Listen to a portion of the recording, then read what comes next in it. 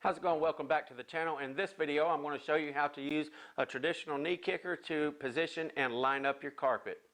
This video is brought to you and sponsored by Tools for Flooring and E.J. Welch. Tools for Flooring is America's #1 online store for flooring tools and supplies. Click on the link to check them out. So there's just a few little things that is pretty important about a knee kicker. That way you'll get the best results out of it as possible. You might think, well, it's just as simple as placing it on the floor and using your knee on it.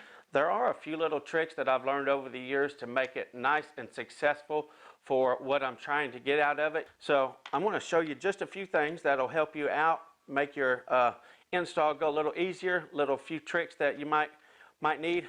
First thing you want to do, obviously, this has teeth on the bottom of it right here.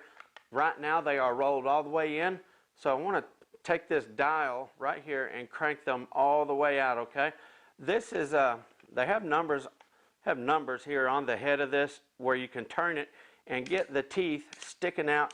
See how they're starting to come out there now? I want to get the teeth out for the proper amount. For that depends on the thickness of carpet I'm installing. Okay, so most carpets all the way out is going to be good. If you're working with a real thin carpet, you're going to want to have them almost all the way in, just where they stick out past these little cotton head pieces, and that's going to get a good enough bite on it without causing damage to your carpet if it is a thin carpet. Okay, most carpet's going to be good all the way out.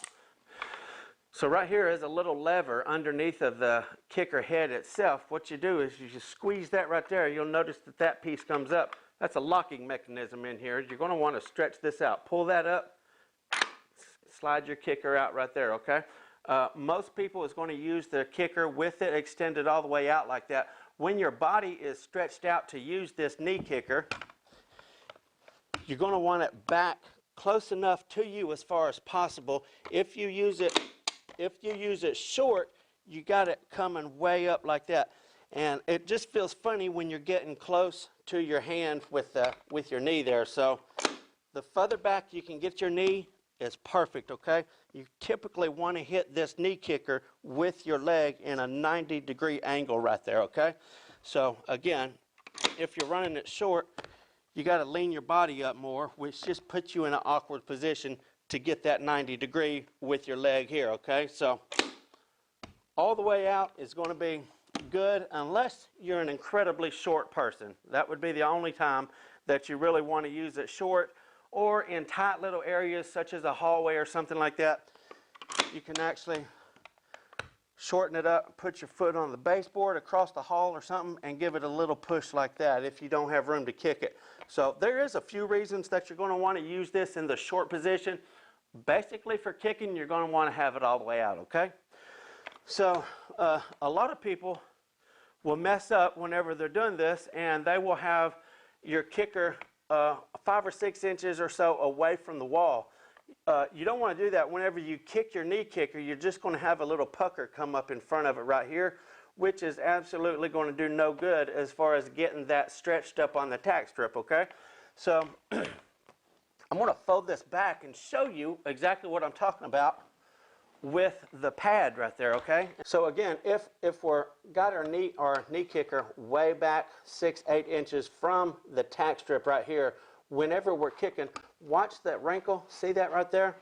So that's not really doing any good back here. We need this extra stuff that we stretch up right here to be directly over this tack strip. Okay, the tack strip has pins in it, which is angled toward the wall. So when we push the carpet up over that tack strip like so, push it down and let off, it gets a hold on that. Okay, so now you can see that this right here has a stretch on it and it's stuck by the tack strip. Okay, that is if we have it in the proper position like so. Okay, now if we're kicking our carpet, we push it up, it's actually going to go directly over, mash that down on the tack strip, and pull our kicker back out of the way, and that's going to get stuck by those tack strips right there, and our stretch is going to stay exactly where we go with it. Okay, it's not going to just pull back.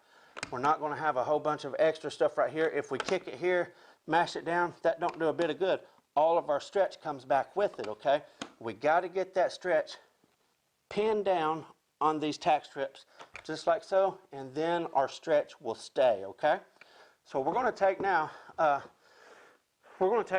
ahead and fold this carpet back over and actually do it on the carpet, okay? All right, now I want to demonstrate how it actually works when you are dealing with carpet versus pad. It's pretty much the same technique I just showed you, but I want to show you how you need to hold the kicker and how your body needs to ram into it and stuff like that, okay? So you want to take your carpet and mash it down in the corner as much as you possibly can, okay? That way it's already nice and close to the tack strip whenever you get your kick on it, okay?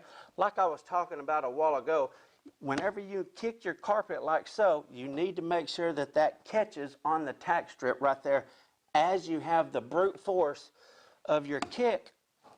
As it shoots up like that from being kicked, you need to instantly mash it down on the stretch to catch that, okay? This is going to have some bounce in it, so it's actually going to go boom like that, and it's going to jump back, okay? The ideal is to, as it jumps forward like that, that's when you want to catch it right there, okay? Sometimes you can, when you kick it, you can dig your foot. So I actually dug my foot right in the floor like that to hold this tight. Then I can hold it with my thumb, move on down, okay?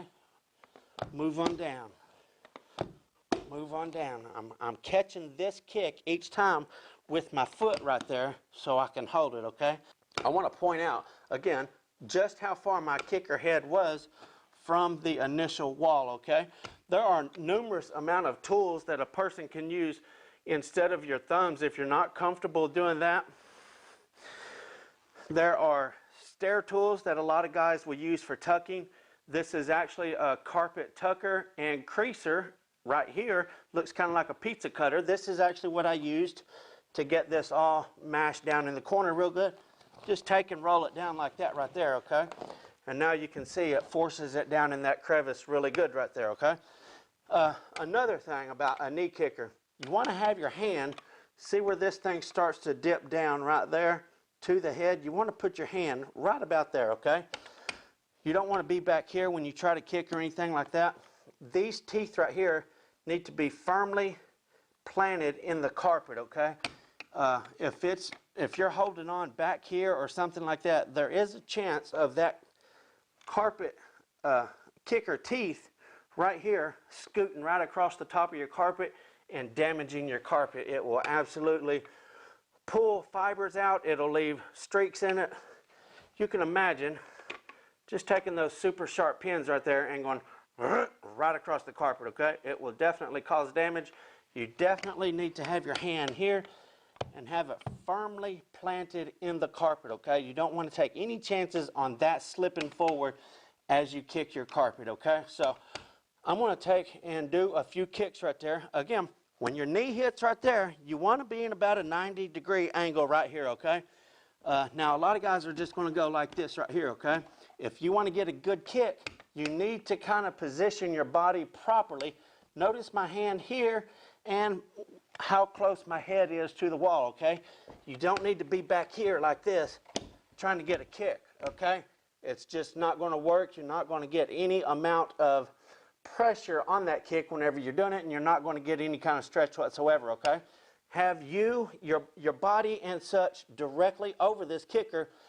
I'm right-handed, so I'm going to use my right hand. My body is over it, and it's straight down from my shoulder down is where I have my knee kicker, okay? So my head's real close here. My head is about over this. That way, boom, perfect 90-degree angle there. And you can just get a good amount of force right there. See that?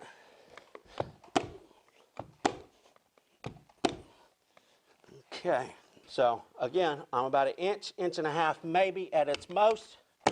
Kick it up. And there, because this is a little stiff, I reinforced what I'm doing with this thumb. I reinforced it with this hand here, okay? Because it just didn't feel like it was getting a good bite on the pins. So I reinforced it and mashed it down on the tack strip real good with my right hand as well.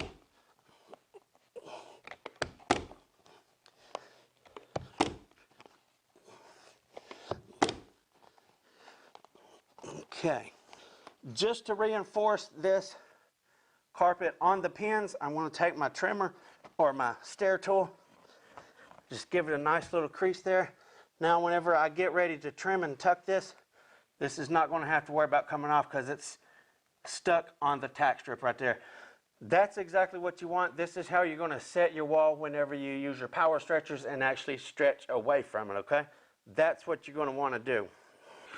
Okay, once again, if you wanted to really get a pull on this, for instance, you are in a closet or something like that and you want to get a good stretch on your closet, you're going to want to lift your body up like so, okay? Your whole body is going to be in motion and you're going to hit, your head's going to be here just a couple inches, as if I was sitting here. Your head wants to finish up right here and your body wants to finish up here. Your knee wants to be right there, okay? But you want to get your body in motion as you kick, okay? That's going to give you how much ever you weigh. I'm about 210 pounds, so that's going to put 210 pounds on the tail end of that knee kicker, and that's going to transfer to the carpet, okay?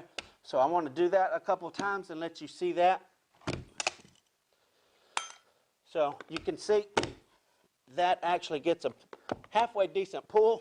If I was in a closet or something like that, that is going to be plenty of stretch for a closet or such. You can see the difference here from what I did a while ago here. I actually got that much more stretch just from using my body weight in that, okay? Now, granted, it's not tied off on the other side, so I just pulled the whole room of carpet over, but that just shows you how much more you can get if you put your body weight in it, okay? Typically, you don't need that. Only if you're going to be kicking in a closet, a hallway, or something like that, are you going to need to put your body weight in it and really get some force on it, okay? Okay, whenever you get done with your knee kicker, you always want to crank in your teeth. They are usually going to come, like I said earlier, a knee kicker will come with a plastic cover. You're going to want to snap that right back on there. You want to keep those teeth nice and sharp. You never want to have your teeth turned down, setting this on concrete or anything like that, okay? You want to keep those teeth on the knee kicker nice and pointy and sharp as possible, okay? So anytime you have your teeth extended out, never set it on tile, on concrete, or anything like that, okay? You always want to keep some kind of pad under it or keep it on a wood surface, okay? Wood is not really going to dull them that much. It's the really hard substances such as concrete and tile and stuff like that. But anyway, whenever you're done, crank your teeth back in, shorten it down where you had it out. Go ahead and shorten it down. Put your cap back on it, and it's ready to stick back in your work truck or whatever you have that you're using there, okay? Okay, so I hope this short little video will help you guys on your carpet projects. Again, if you are in need of some professional tools such as this here, go to toolsforflooring.com. They have all sorts of professional flooring tools, knee kickers, power stretchers, carpet tuckers, stair tools, you name it. If it's for flooring, they've got it, okay? Thanks again for tuning in. Until next time, FBSB's out.